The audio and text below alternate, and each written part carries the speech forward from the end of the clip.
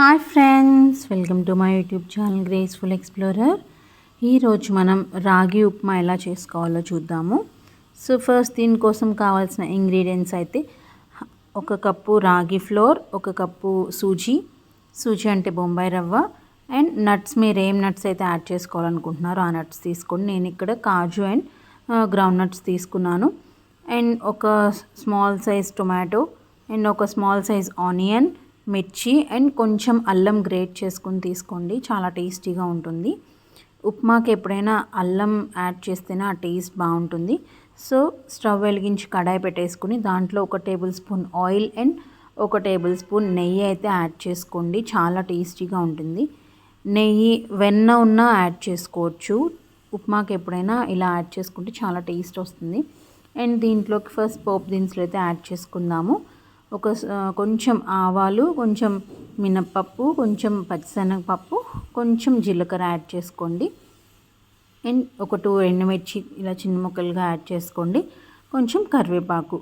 ఇవన్నీ చిట్పటమనిన తర్వాత పచ్చిమిర్చి, ఆనియన్స్, అల్లం తురుము యాడ్ చేసుకోండి. చూసారు కదా, మంచిగా ఫ్రై అయిన తర్వాత పచ్చిమిర్చి యాడ్ చేసుకోండి.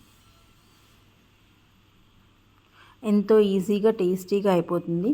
రాగి జావా తాగడం ఇష్టం లేని వాళ్ళు ఇలా ఉప్మా చేసుకునైనా తీసుకోండి. రాగి ఫ్లోర్లో చాలా న్యూట్రియన్స్ అయితే ఉంటాయి కదా మనకి.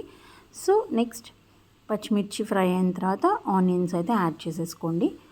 నెక్స్ట్ నట్స్ కూడా యాడ్ చేసేసుకోండి. ఈ నట్స్ కూడా మంచిగా వేపుకోవాలి ఆయిల్లో, అప్పుడే టేస్ట్గా ఉంటుంది. కొంచెం సాల్ట్ అండ్ పసుపు యాడ్ చేసుకోండి మీ టేస్ట్కి సరిపడగా.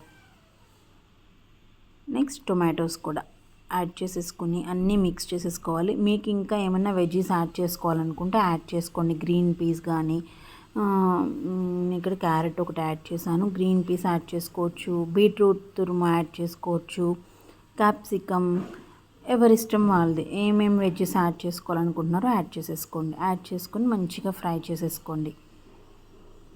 ఆ వెజ్జెస్ అన్నీ ఫ్రై అయిన తర్వాత ఫస్ట్ బొంబాయి రవ్వ అనేది యాడ్ చేసుకుని ఇలా మిక్స్ చేసుకోండి మొత్తము.